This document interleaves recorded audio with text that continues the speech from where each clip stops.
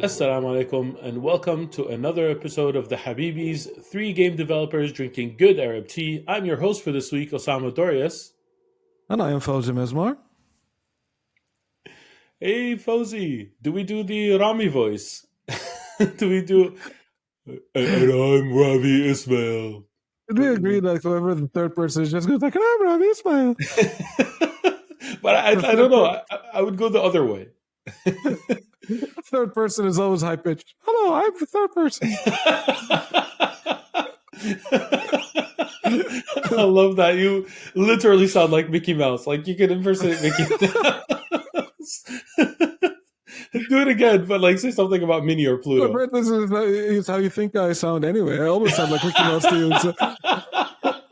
That's true. That's true. Touche. So unfortunately, Ravi couldn't be here with us today, No, and it's getting to that point again. We started this podcast during the pandemic when all of a sudden we were all grounded because yeah. all of us had like busy lives where we were traveling a lot for work and for conferences and for different things, and all of a sudden that came to a crashing halt, and we're like, well, since we're home and we like each other and we're calling each other to talk anyway, let's do a podcast. But now like it feels like life is starting up again, and It's kind yeah. yeah, it's kind of crazy for me. Like, one of the craziest things is like over the past 2 years, I've had like, some big life milestones happen to Yeah. me, like maybe five or six of them. And then like like important events in my life, but like during those 2 years I was still like the same dude in my sweatpants in my kitchen, like working remotely and like just talking into a computer and like coming back from that. Like now, like as you're saying, the travel is becoming a thing again. Work travel is going to be a thing. Talking to like I'm talking, doing public speaking in person again, and like meeting people that I've probably have spoken to during those past couple of years. Some people come up to me. It's like, hey, you taught me in the class, but I didn't have my camera on, so you don't know what I look like. The Or same experience. exactly, like I came to the talk you did at this conference, but like I was one of a bunch of list of names on the thing, so we've never really met in person. Or I played the game you made and I love it, or I hate it, and then I, and I have this thing to say, but I never actually met. Like give you an example, like one of the bigger events that happened to me, like the past couple of years, in which that like I finished my master's degree from Mabruk, Durham such a big University. event, such a big deal. And that's the funny thing, like the graduation day, like they couldn't hold it because of COVID. So they said they booked us all in the same time, and then the dean or the head of the university did this talk over streaming on YouTube. And I just realized like there's this big event, and I'm like in my kitchen in my sweatpants eating Vietnamese takeout, and I'm watching this guy talk on a video, and Mhm. it's not the same at all. Like luckily, like the university decided that they want to hold an in-person event this year, and I'm gonna go and wear the square hat and like live through the whole moment. Mhm. But like for the majority of time, like I there was all of these moments kind of happening around me, and I'm yet to see how the world has affected me, or like how am I been affected by the world because of that. So Absolutely. it's it's kind of wild going back into life. I know it's like it's whiplash. To be quite honest, there was a little bit of whiplash because right before everything started opening up again, there was a period where things were starting to open up again, but slower, right? And then Omicron hit, Yeah. and when Omicron hit, everything shut down. Like I don't know about your experience there in Sweden, but in Canada, everything shut down Mm. again, like super like whiplash type way. Yeah. And now things are opening up again faster, not less gradual than they did right Yeah. before Omicron. And I'm having a little bit of whiplash where we went from, restrictions are being lifted slowly, everyone's easing into a new reality, and then, oh no, everyone go back to your homes, Omicron's here. And now it's like, Yeah. all the restrictions are gone, do whatever you Yeah. want. And I'm like, no, what? Why? I mean, But it's too much. It's too fast. Totally, man. Like, there was a period of time, like in last, like as the winter was starting, or like, late autumn. And it's like, okay, so like we got the vaccines, like we're starting to deal with this. So maybe by next GDC, I'll be able to do a presentation. So I'm actually speaking at GDC. But then like, but then like the committee from GDC like contacted me in January and they were like, you need to tell us right now if you're going to do it in person or remote. And Yeah, January was like, high Omicron season. yeah, So I was it like, well, was. if you need me to tell you now, then yeah, I'm not going.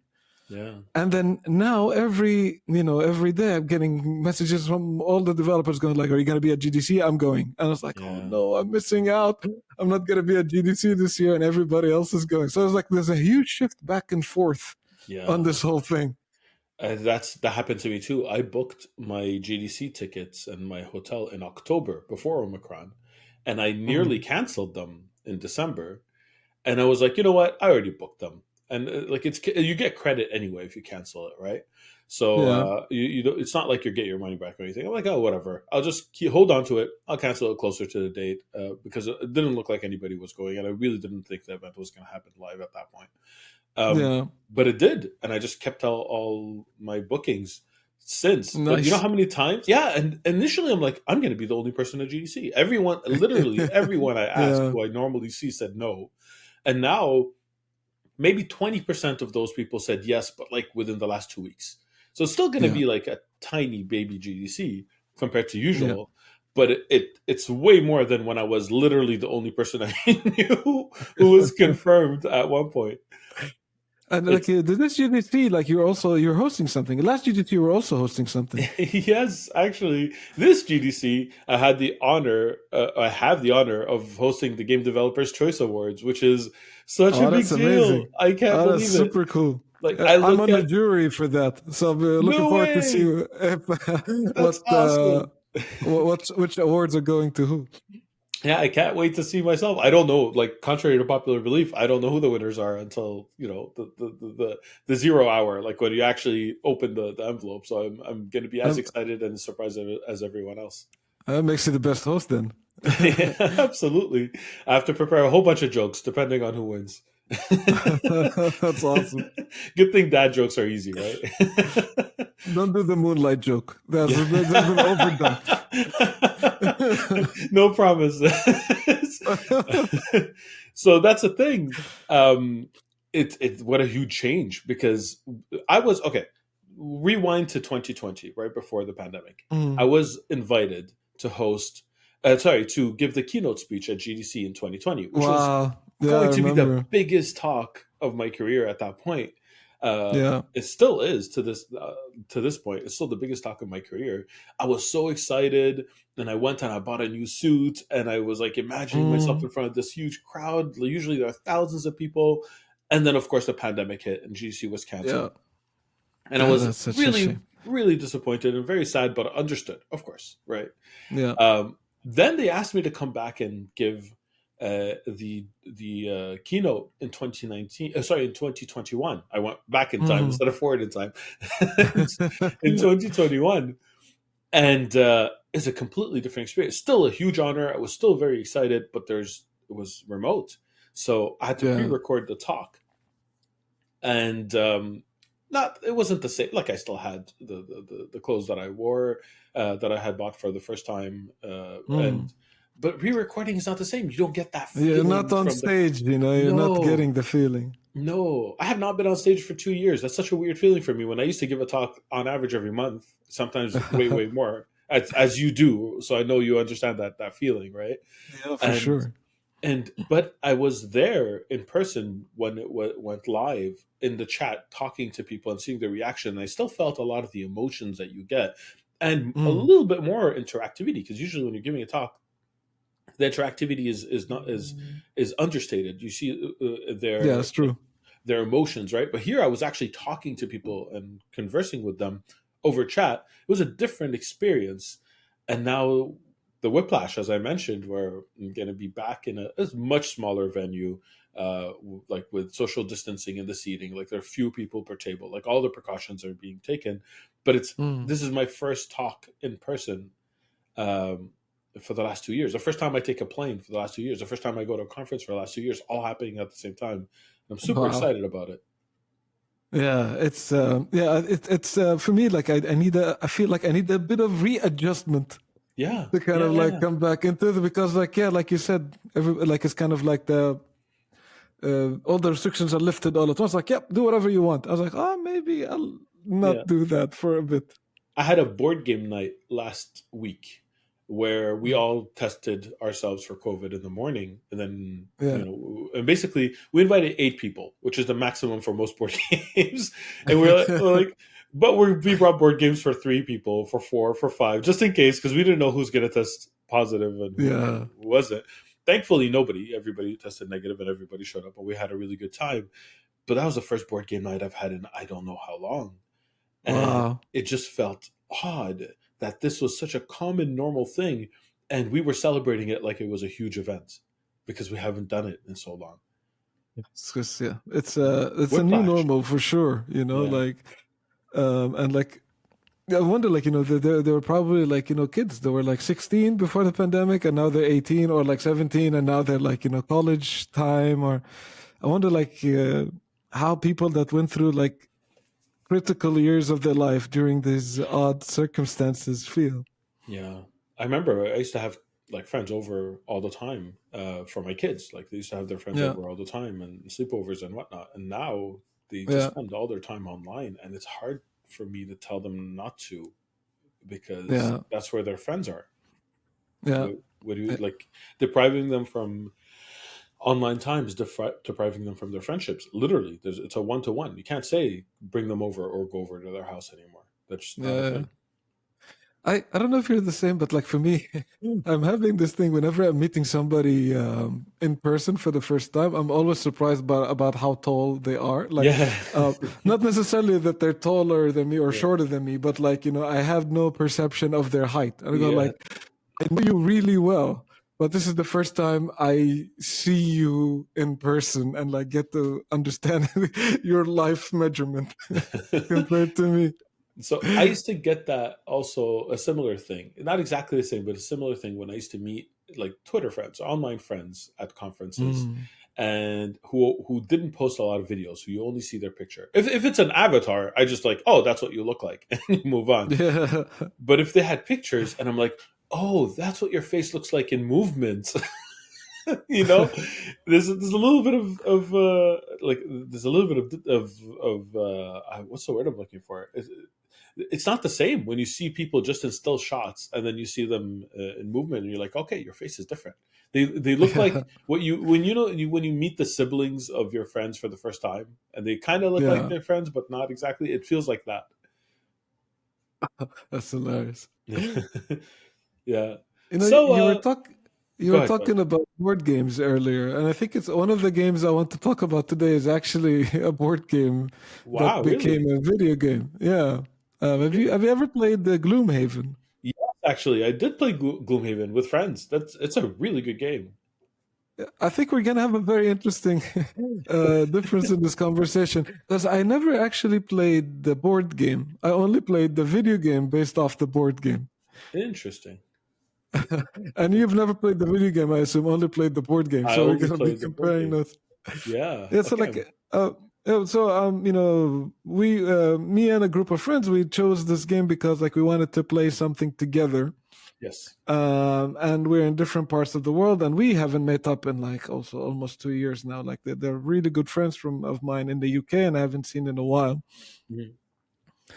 And they're like they're my type of geeks, so they suggested Gloomhaven to play, and obviously I've heard a lot about Gloomhaven, but yeah, Yes. I just never got the opportunity to play it. And I know it's a big game, and setting it up takes a long time, and it's a core game, like it's a dungeon crawler Mhm. co-op board game, if I would describe it. Have you ever played a legacy board game before? A Like a legacy Risk, board game. okay, Risk Legacy or Pandemic Legacy? Risk Legacy, I believe, was the first one. It's the first one I played. I think it was the first one I've seen. I Where played Risk. yes, Legacy is a different approach to it.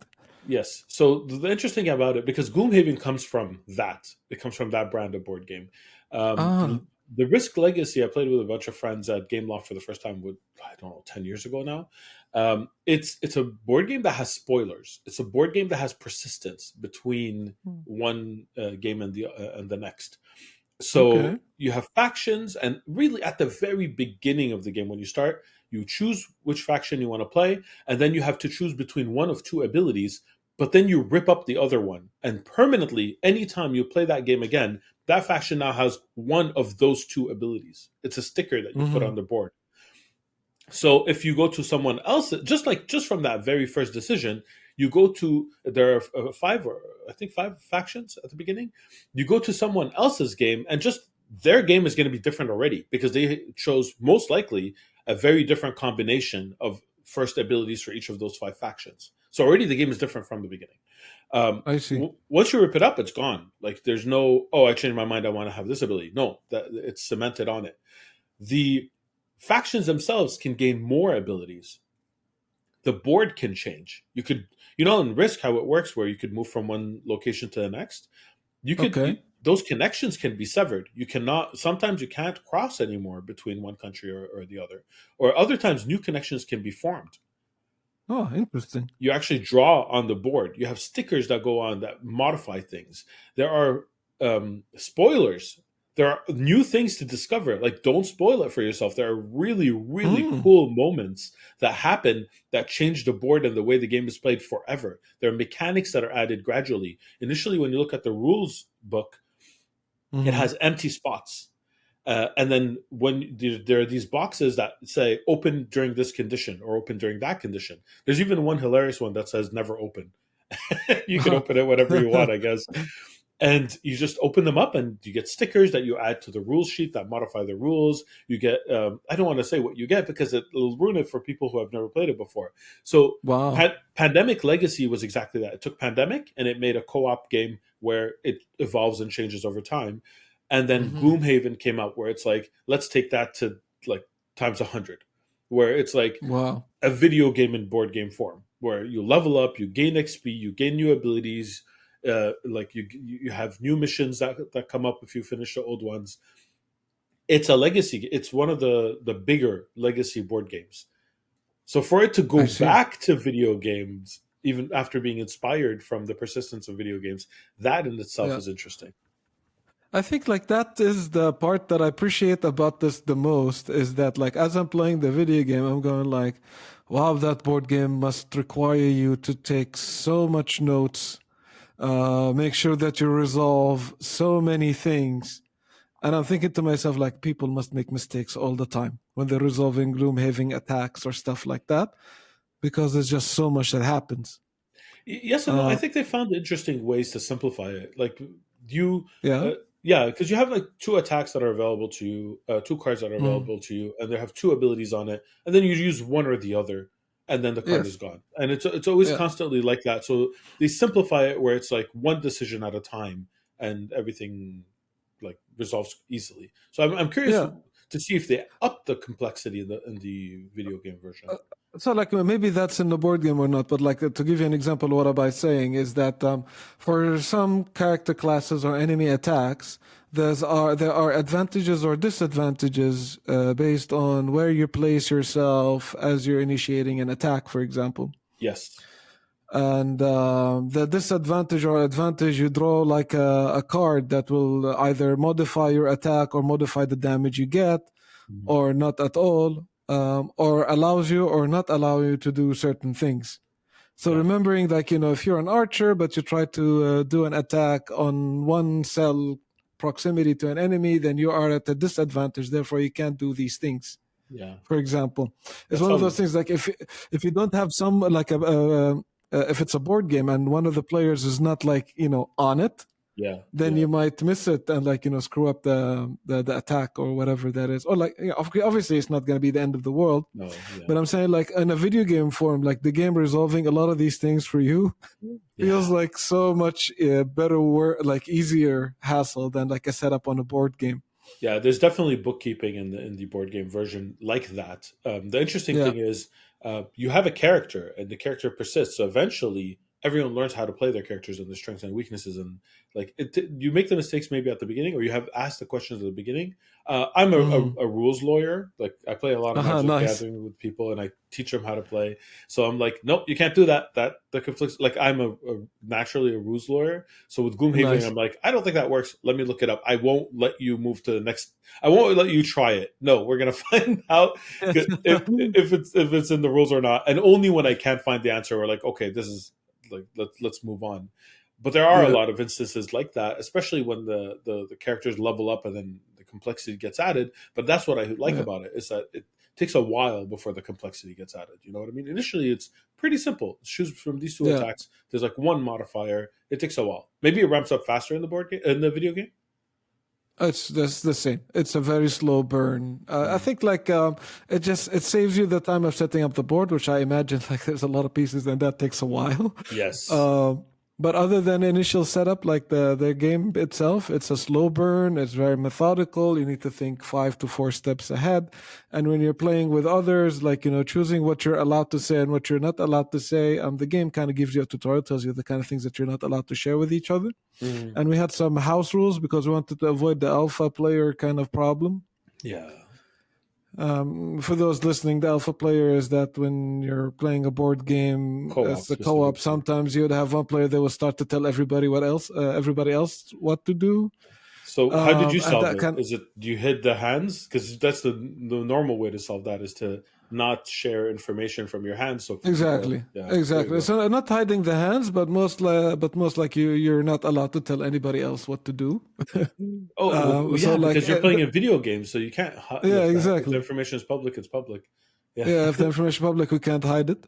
yeah, But like, yeah, if somebody tries that, we call him out on it, yeah. and yeah, we just agree on there's certain types of information that we shouldn't share. Like we shouldn't share your initiative to kind of keep it from trying to combo. Interesting. Wow. Okay. Yeah.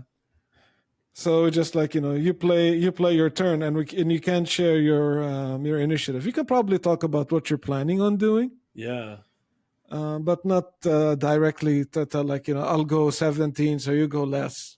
You can Okay. say you can indicate go like I'm gonna try to go high on this one or want to go last, kind of like explain your strategy, but not to directly So I saying love numbers. playing games with other designers for exactly that reason, because we tend to, because there are still designers who like to min max and who'll take every advantage possible, and that's how they find their Oh yeah, fun. But in general, we tend to find the fun instead of finding the optimal path. That's been my experience. So like yeah, house rules that sometimes make the game harder because it's more interesting. It's not a common thing that I get with when I play board games with non-game designer friends, and yeah. it's a really unique experience. I would recommend it for people who have a lot of game designers from friends. And if you don't, make some game designer friends. They're wonderful to play board games with. It's like watching a movie with like some movie director people Yeah, and like people that work in the movie business. They give you such an yeah, interesting perspective into the movie that can either really annoy you or make you yeah. enjoy it in a different way. Exactly, exactly. But like definitely let you see it in a different way. That's for sure. They'll call out like shots or framing or composition or whatever, things that Yeah, you normally just would glance over and feel but don't understand, right? yeah.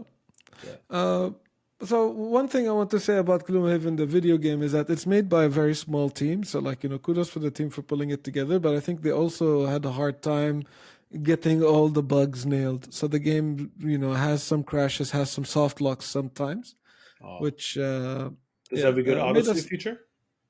uh, to some extent. We lost progress and we had to restart some stuff sometimes, but Uh, for the majority of it, it was still very much playable. good. And it's like it really translated the experience to a video game. So if you like Gloomhaven and you want to play with friends who are not in the same space, this is definitely the game to check out. But be wary of the stuff that I mentioned. So Uh I actually playing Gloomhaven. I thought it was missing one thing, because huh. basically I played Gloomhaven with two different groups of people, and my character, I have two different characters with each board game. what I would have liked, Mhm. I think what would have been a good model for Gloomhaven is if the characters are separate from the board, and you could like it's kind of like you could pick up your character and take it to another game and play with a different group of people. I really felt that that was missing from the game. It's a small nitpick, but imagine if you could like buy packs of blank characters, starting point characters, and just like have one persistent character that you take from adventure to adventure with different friends. Oh, Yeah, what I liked is that like if my friends want to play and I couldn't make it that night for whatever reason, they can still play without me. Like exactly. they can take my character off the party and then add it in. So like we don't always have to be the four stack. If like there was three or two people, they can still like do some progress and level up their characters and buy some stuff. So that flexibility is really cool. Agreed. Like I said, the only plus one to that would have been if you could take your character and go join a different group of friends and play with them as Yeah, well. That would have been yeah, awesome. that would be neat if you can like maintain the character. Yeah, you're right. Yeah, cool. So what Um, else have you been playing? So I don't want to do a Rami when I'm talking about the same game every episode. Destiny. Destiny, but I can imagine, like I can see myself doing this a bunch of times this year, just because there's a bunch of really big games and really exciting games that I'm enjoying a lot. Yes. So I'll just talk about briefly about Elden Ring, which is like I think is the game that I'll be talking about over the next 3 to 4 episodes at least. Um, yeah, I'm still enjoying it a lot. You know, like the thing is that um, it's one of those games that every time I was curious about something, and this also reminds me of Breath of the Wild in many ways. Every time Mhm, I'm curious about something, like I see a structure or a building or a group of enemies, and then I think to myself, if I go and do this thing, would there be something, or would mhm, they react, or would? And every single time, my curiosity was always rewarded. mhm. You know, and it wasn't always rewarded in the way that I expected, and that Which is also I better. find Yeah. fascinating. Yeah, right. So I go like, there's probably a treasure chest over there, and then I go and there's like a boss instead of a treasure chest, or like these groups of enemies, they look like they don't have anything on them, but Mhm, why are they there? And then I go and check it out, and then there's like something unique that is happening. mhm. And you know, like the game has this thing in which like it really doesn't tell you much. Like Yeah. there's some points in the game called the grace points, which is like a similar to the bonfire of the previous Souls game. Yeah. But in this time, like the bonfire itself has like a ray of light that points in a direction, Mhm.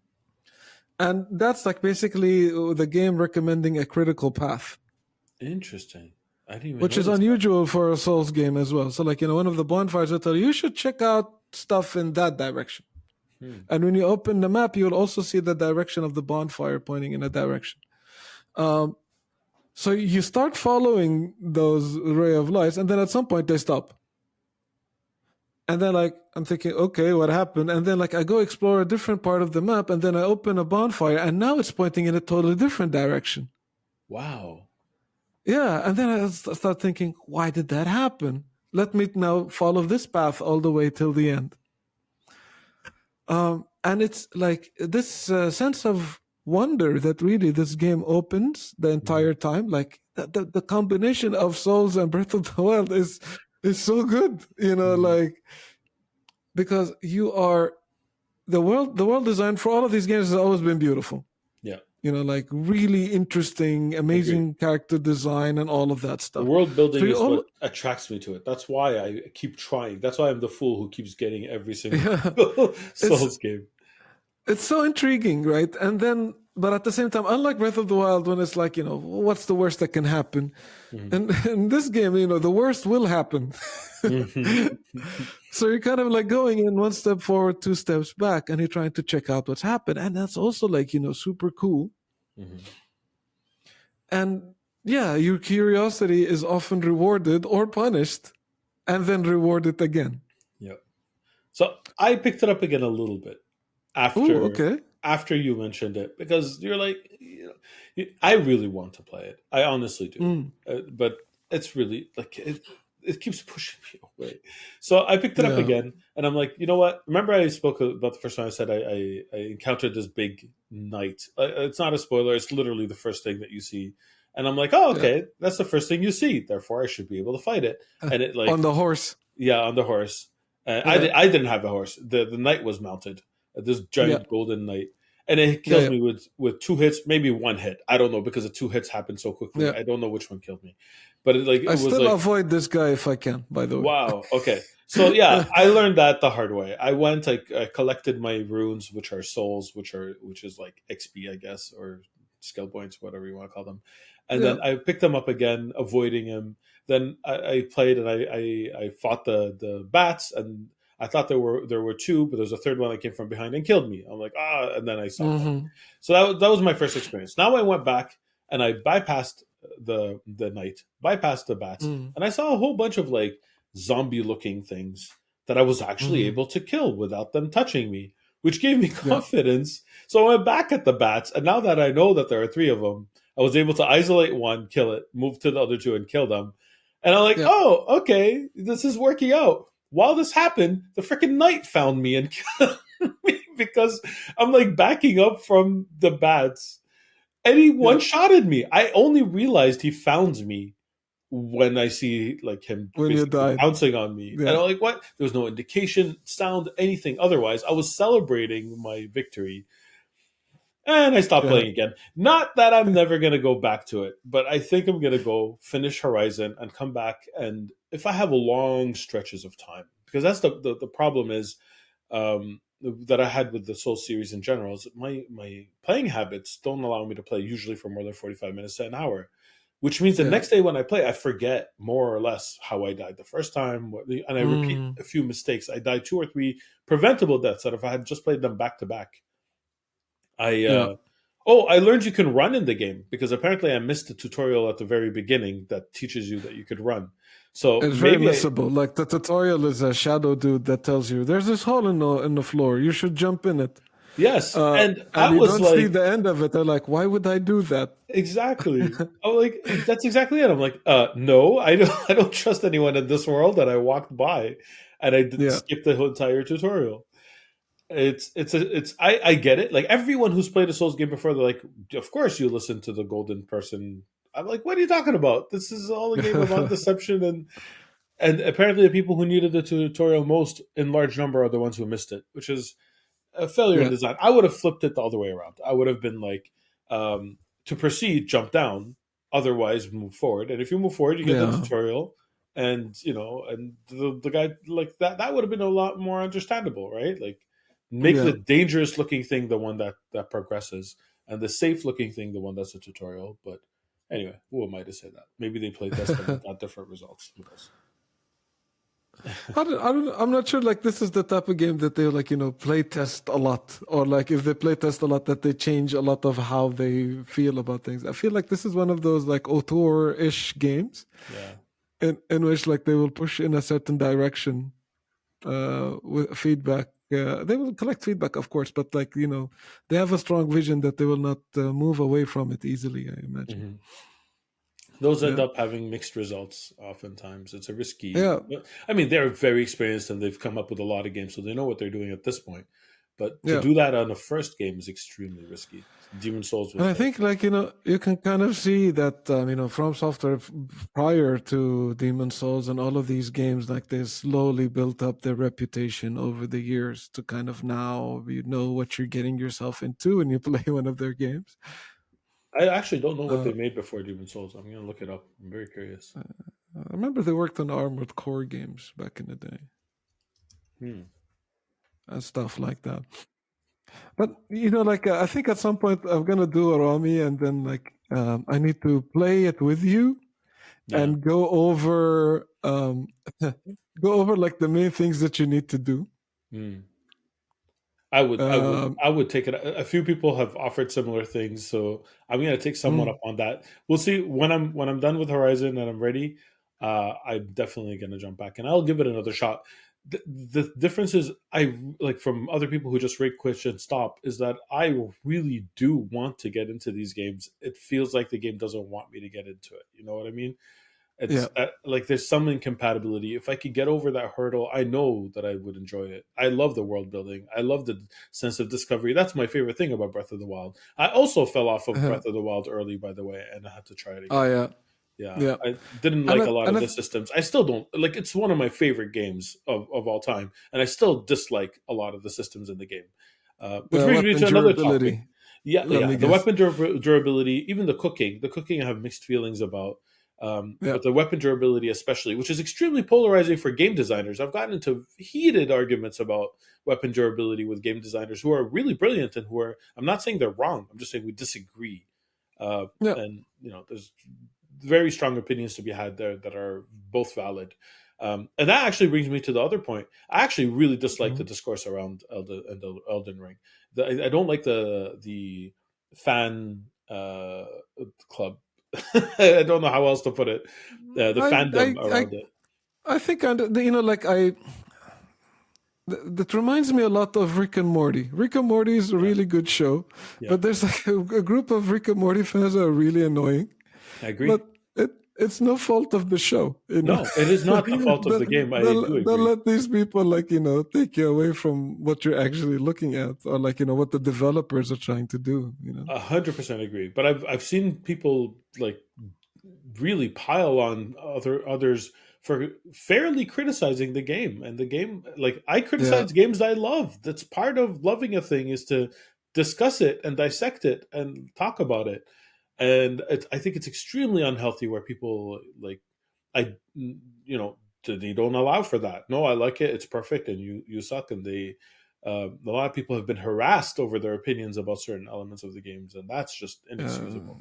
that's inexcusable. People should be allowed to voice their opinions. Also, like if you like something, good for you. Others might not like it. If you dislike something, also good for you. Like Yeah, don't play it, and it's all good. it's all Don't good. be mad that it exists.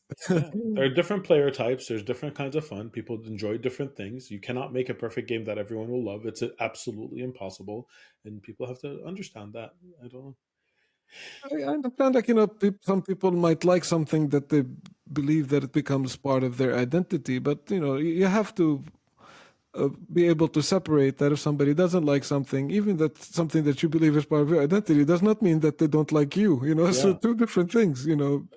Unless you The become, a toxic fanboy, then yeah, it will mean they won't like you. But that's a different Yeah, story. I That's a agree. behavior thing, not the game thing.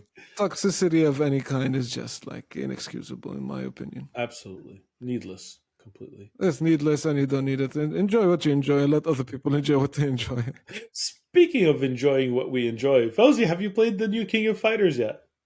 Oh, not yet, man. I'm super into Elden Ring, but you mentioned that you're gonna get into it. Have you managed to? So, okay.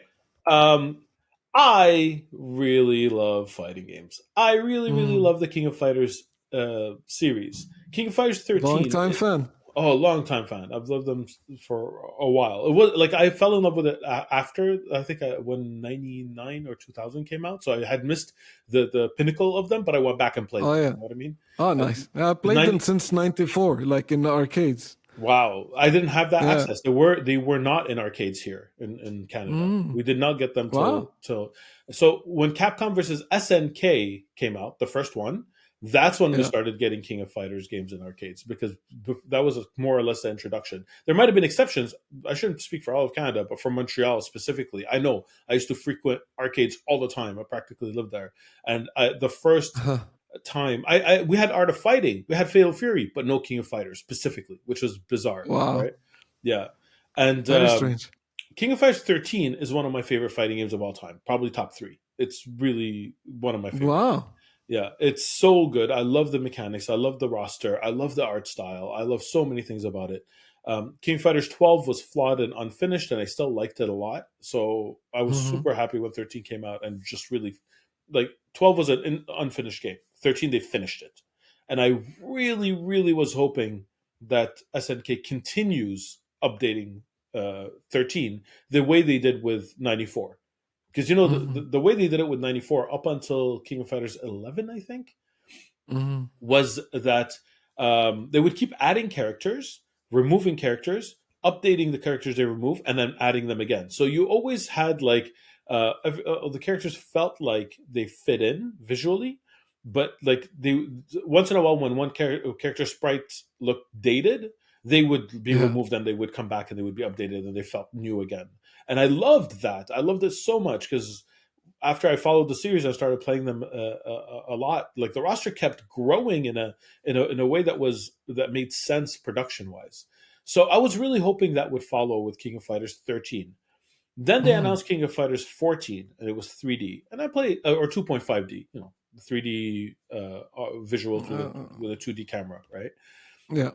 And I'm a big fan of 2.5 fighting games. Like I don't have a problem with the 3D aesthetic. Oh yeah. Street Fighter 4. Yeah. Yeah, yeah. Well, there are a lot of them. Like Tatsunoko versus Capcom is one of my favorite. I loved Yeah. Marvel vs. Capcom 3 and Ultimate Marvel vs. Capcom 3. Like I love that aesthetic. I have no problems with it.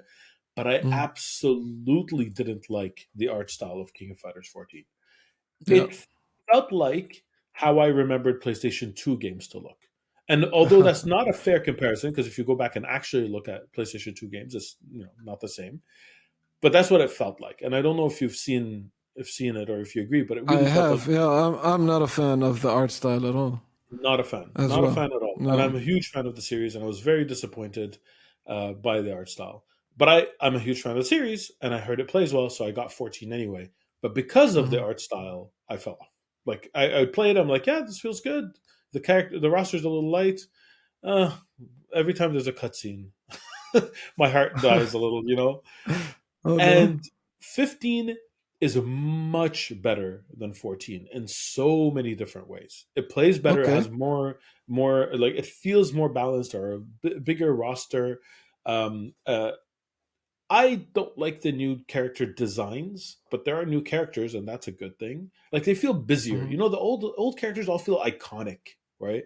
The Yeah. new characters, they feel like fashion. They all feel like fashion icons from Japan. Who just that's what Yeah. it just feels like, and it's that's there's no personality there, like the old characters used to have. And I'm not a Hmm. fan of all the old characters, but most of the old characters felt like that. They felt really, really good. Yeah.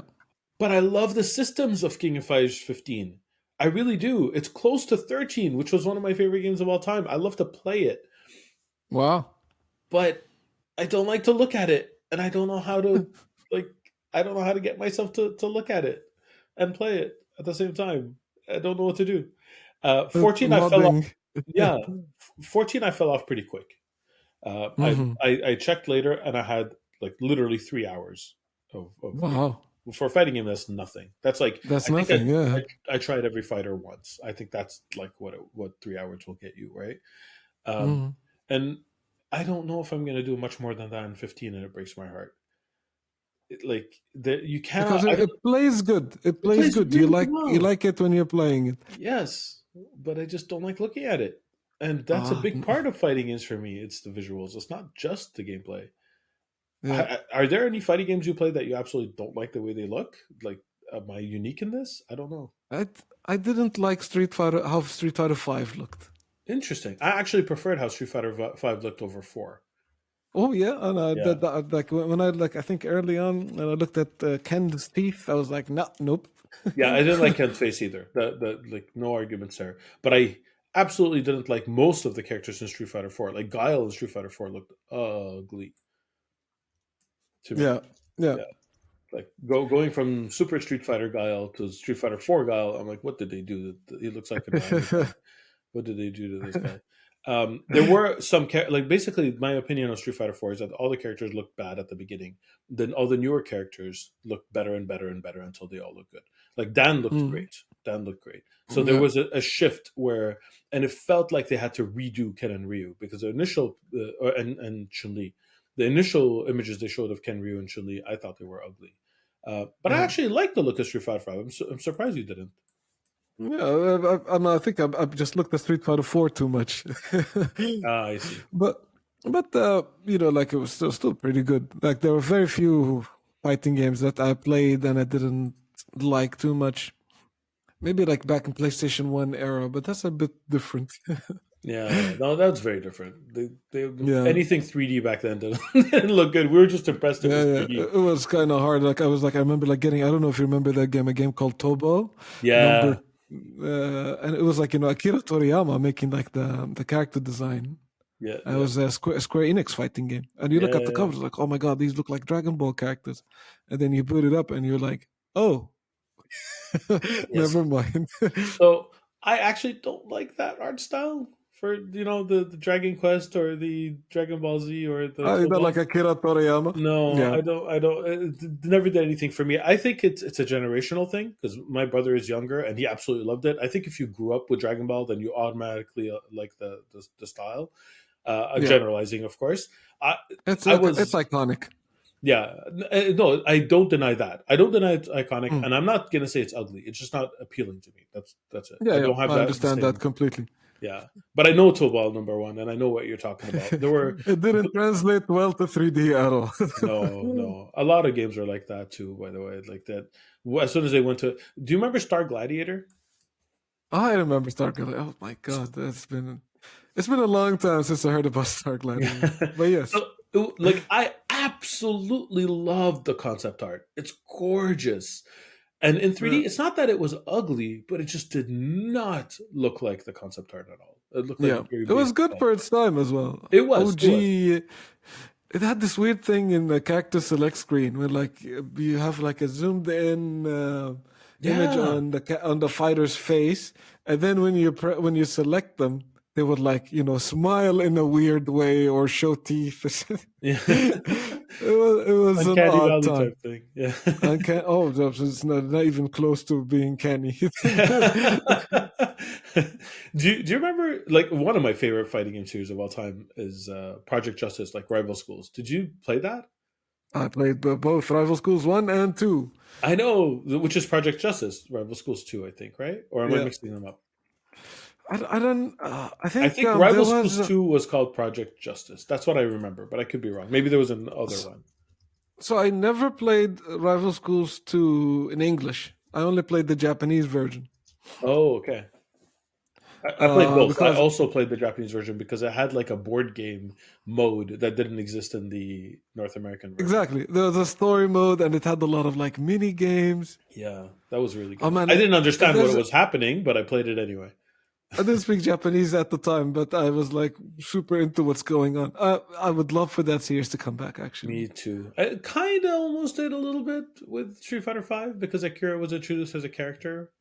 But no, I want a full fledged like I would love for that series to collapse into Street Fighter and we start seeing characters from there instead of like Luke. I don't know if you saw the teaser for Street Fighter Six. I have. What did you think of it?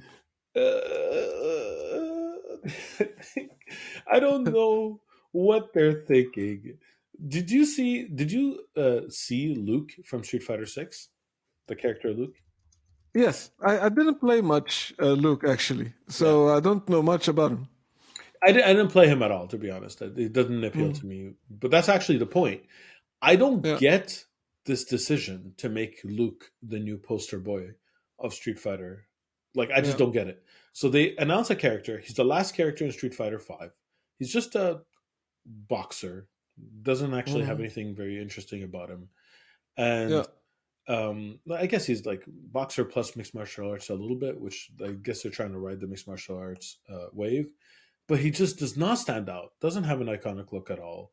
And they introduce him at the end of Street Fighter Five before anyone has a chance to like him or dislike him or to see how like to take the temperature of the room.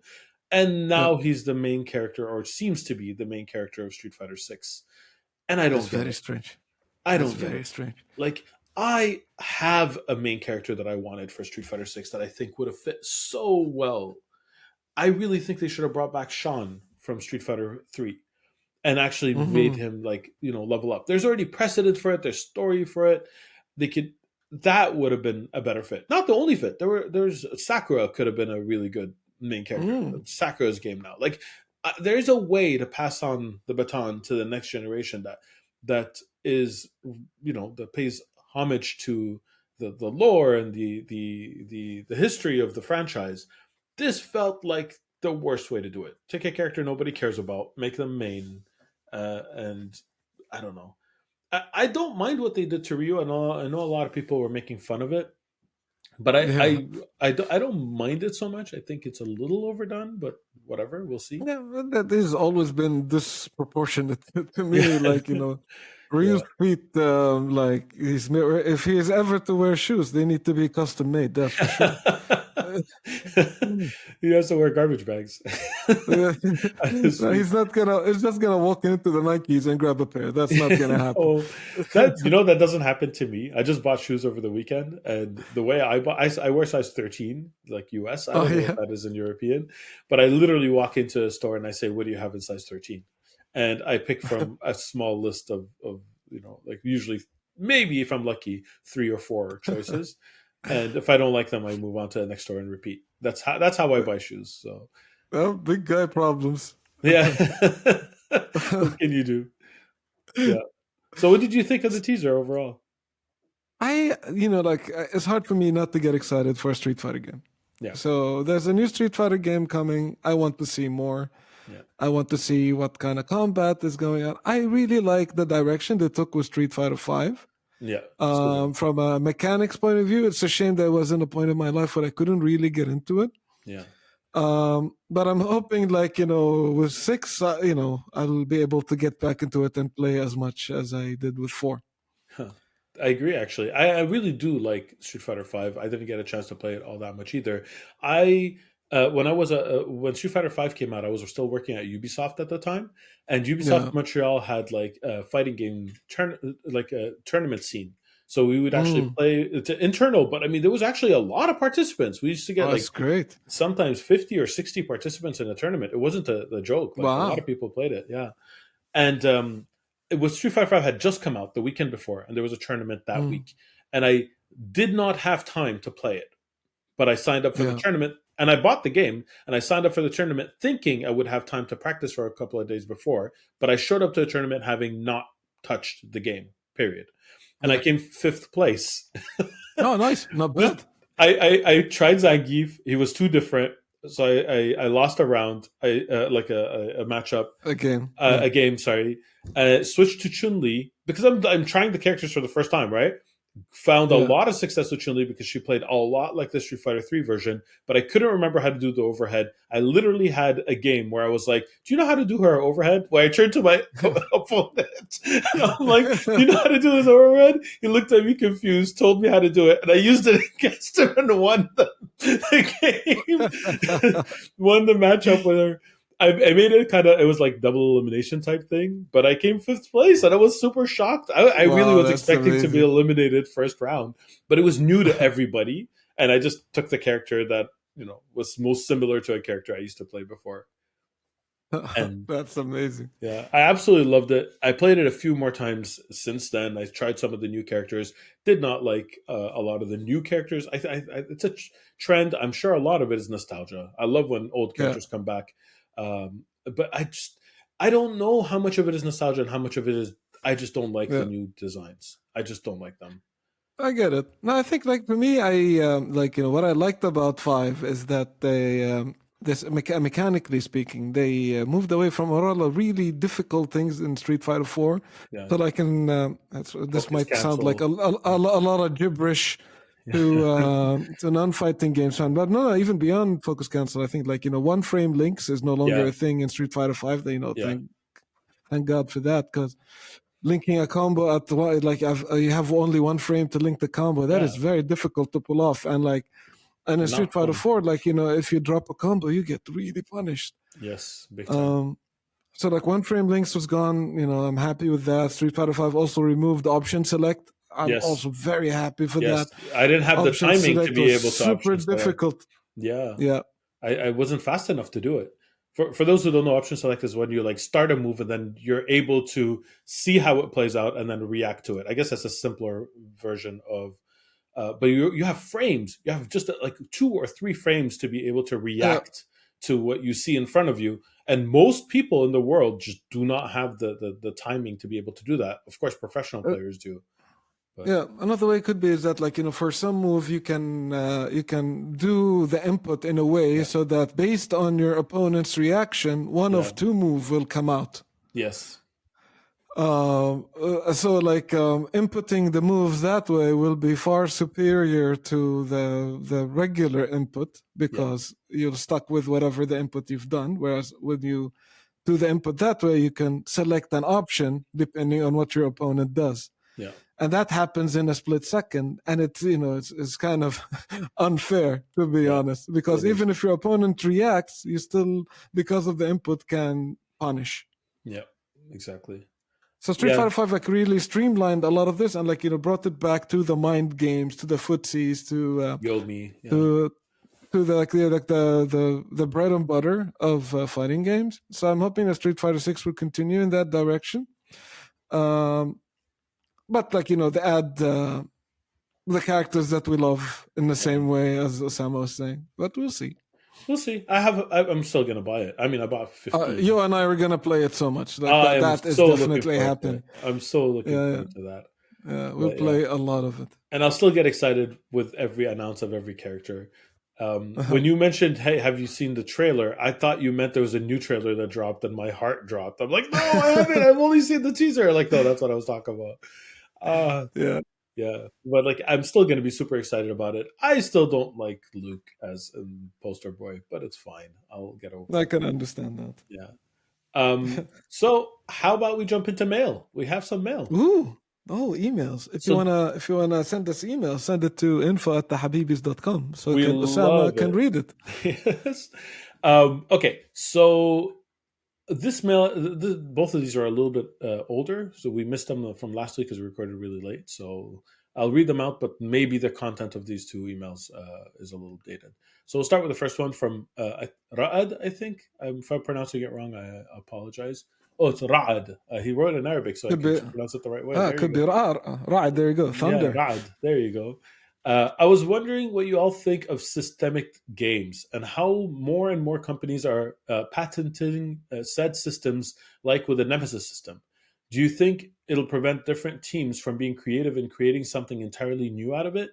Or will this be the kind of limitation that'll make people more creative and work around it?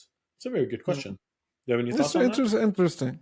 So personally, I'm not a big fan of patenting game design systems, only Hmm. because it kind of like assumes that that system did not get inspired or built on a system before that, which Hmm. is never the case. We are all standing on the shoulders of giants. Hmm. People have built or designed something based on designs that they've seen before, or like they've improved on another design in some way.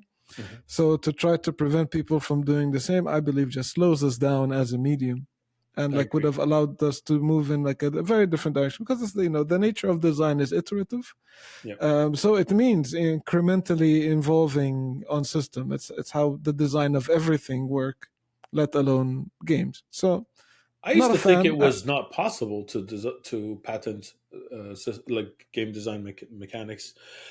I was very confused when I started seeing patents popping up because the I was taught initially when I first started learning about games that jokes and game design are two things that you can't patent, and then there were a few Yeah, workarounds around them, like the Namco loading screen where you play a game inside a loading screen got around it because it's yeah, not technically a game mechanic. It's like kind of a, how do you say it? Um, it's a vehicle for playing games, and that they were able to patent temporarily. But I was shocked when I found out that the Nemesis system was patented. I thought that that was not possible. I thought that that was not allowed. So I'm shocked. It doesn't help anyone. This no, doesn't benefit anyone at all.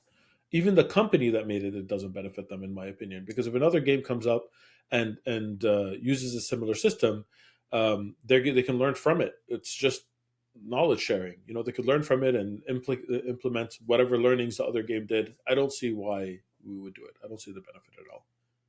yeah. I feel like we should always share knowledge whenever we can. So like trying to not do that just doesn't gel well with me. Yeah, I agree. Yeah, I think we're like-minded. We're not going to very argue very much about this.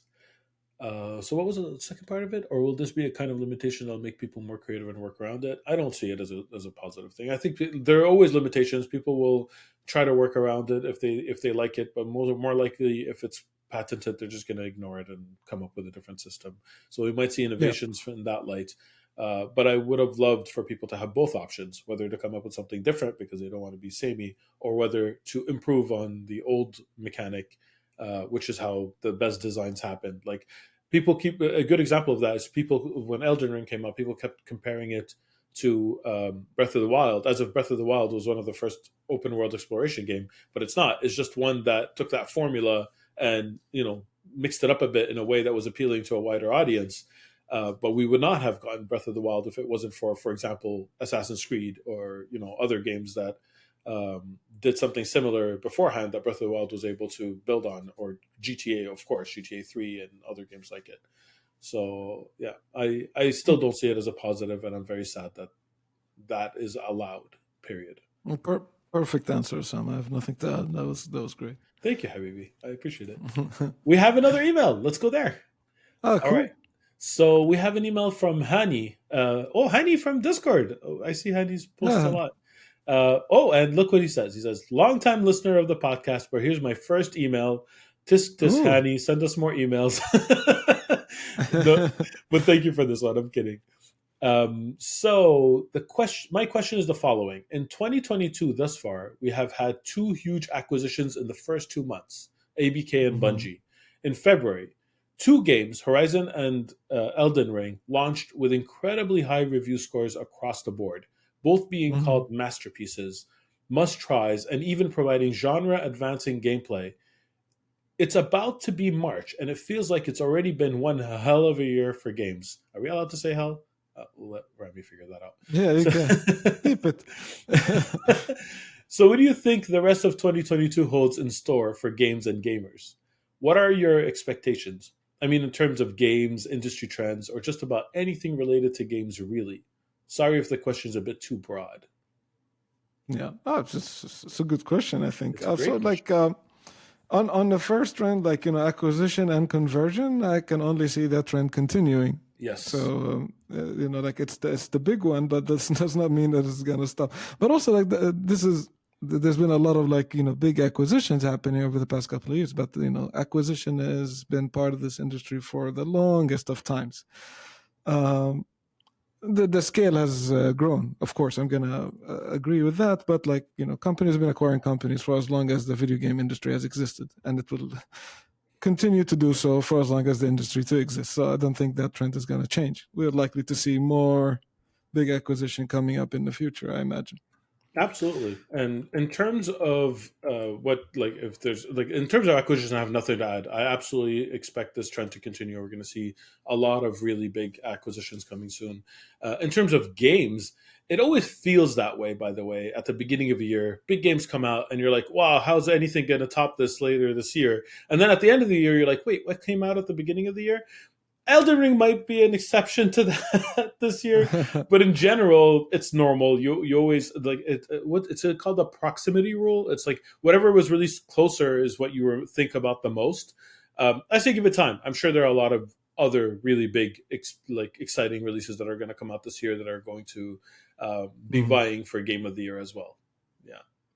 I imagine this year is going to be bigger in terms of releases than the previous couple of years, just because I think a lot of studios have, like even from last year, over 20 titles, if not more, have been delayed from Yeah. 2021 to 2022. And now with the world kind of coming back to some kind of new normal, a lot of game studios are probably having a harder time shipping Yeah. uh, remotely. Will be able to do so in a different circumstances. So I expect that this year is going to be a busy one, just because there's all the games from last year coming in, and a bunch of people being able to wrap up the work on what they're doing this year too. So like it's a very promising start and an amazing couple of games to play, but there's more to come. Absolutely. Wow, really good questions this week. I'm really hoping that this Yeah. trend continues and we get more questions for next week. But that's all the time we have. So, yeah, do you have anything else to add, Fauzi, before we wrap it up? No, it's always cool to have a chat with you, Osama, and catch up. Sorry that Rami couldn't be here, but we'll have the three Habibis coming together to do a podcast at some point, inshallah. Inshallah. Maybe one day in person. It's becoming more and One more day in likely. person, hopefully. It's becoming more likely, hopefully. Yeah, absolutely.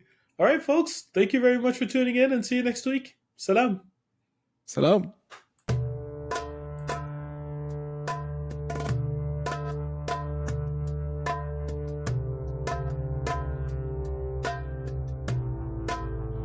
That was the Habibis podcast for this week.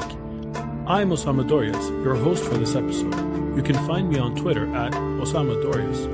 My fellow Habibis were Rami Ismail, you can find on Twitter at THA_Rami, and Fawzi Mesmar, who you can find on Twitter at Fawzi Mesmar.